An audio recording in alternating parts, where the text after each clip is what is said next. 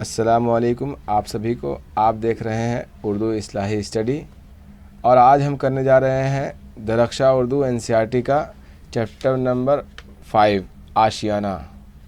اس کا خلاصہ کر دیتے ہیں۔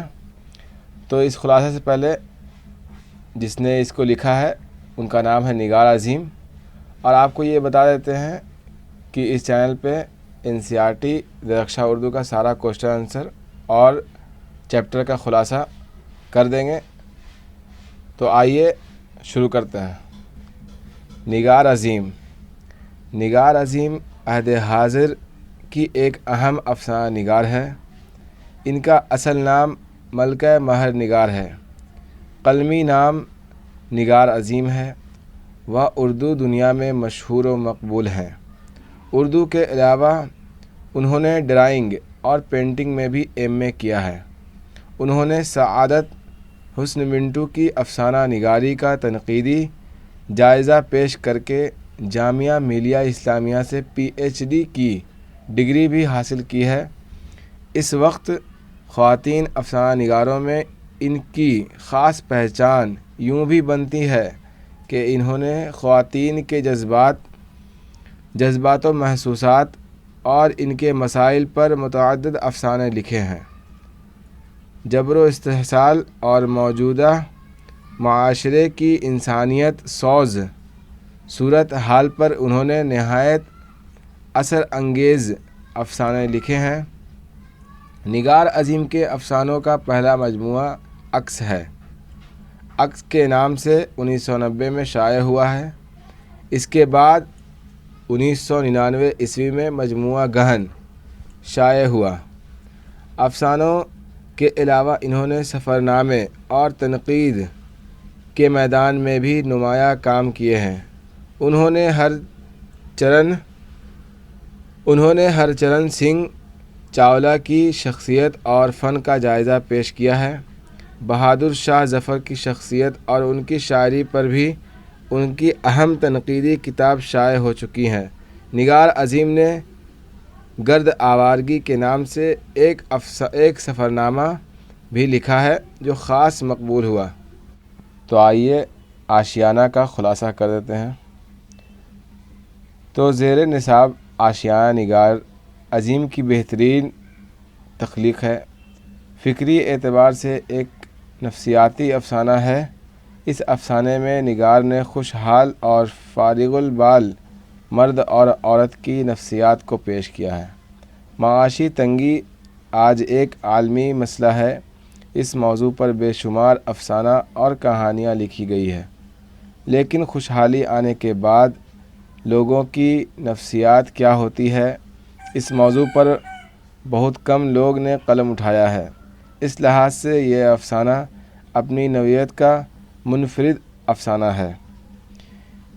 یہ افسانہ جو ہے آشیانہ، یہ کہانی دراصل برکت علی صدیقی اور ان کی بیوی زرینہ کے خوشحال زندگی کا مسئلہ ہے، جن کی زندگی میں بظاہر کوئی مسئلہ ہی نہیں ہے، جو اپنے آپ میں ایک مسئلہ بن چکا ہے۔ دونوں میاں بیوی ریٹائر ہو کر خوشحال زندگی گزار رہے ہیں۔ ایک بیٹا ہے جو اعلیٰ ملازمت کرتا ہے، اپنے بچوں کے ساتھ جہاں ملازمت کرتا ہے وہیں رہتا ہے۔ برکت علی صدیقی اور ان کی بیوی کو اب تنہائی کا مسئلہ ہے، اور وہ دونوں اپنا گھر چھوڑ کر اپنے بیٹے کے یہاں جا کر رہنے پر مجبور ہو جاتے ہیں۔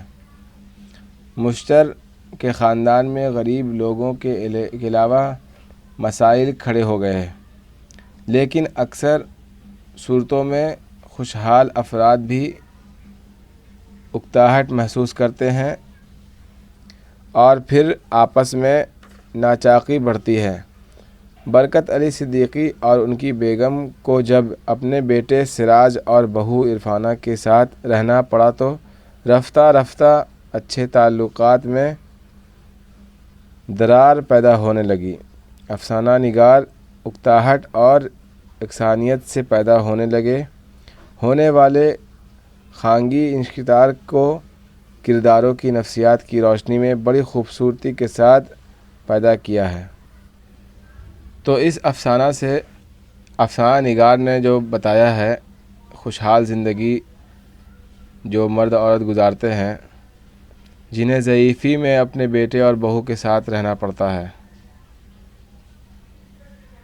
مشترکہ خاندان میں بھی ایسی ہی کمزوری معاشی طبقے کے افراد کے لیے مسائل کھڑے ہوتے تھے، بلکہ اکثر صورتوں میں خوشحال افراد بھی اکتا جاتے ہیں اور پھر آپس میں لڑائی جھگڑا، جو کہ برکت علی صدیقی اور ان کی بیگم کو جب اپنے بیٹے سراج اور بہو عرفانہ کے ساتھ رہنا پڑا تو جھیلنا پڑا تھا۔ تو اس کہانی میں یہی بتایا گیا ہے۔ تو آئیے اب اس کا آپ لوگ الفاظ معنی جان لیجئے۔ الفاظ اور معنی: عطا کرنا دینا، فائز ہونا، اس کا مطلب ہے مقرر ہونا، عہدے پر رہنا۔ ثبت کوش، ملازمت کی مدت پوری کر لینا۔ دلجوئی کا مطلب ہے خوش کرنا، خیال رکھنا۔ شرمسار شرمندہ۔ نظام کا مطلب ہے انتظام، قرینہ۔ خود اعتمادی کا مطلب ہے اپنے آپ پر بھروسہ رکھنا۔ جوخم دشواریوں کہتے ہیں، پریشانیوں کہتے ہیں۔ تو اس کو آپ لوگ یاد کر لیجئے گا، اور اس کا کوسچن آنسر ہے جو PDF کے ساتھ آپ کو ویڈیو کے ڈسکرپشن میں مل جائے گا، تو آپ جا کر کے دیکھ سکتے ہیں۔ ٹھیک ہے، آپ نیکسٹ ویڈیو میں ملتے ہیں پھر۔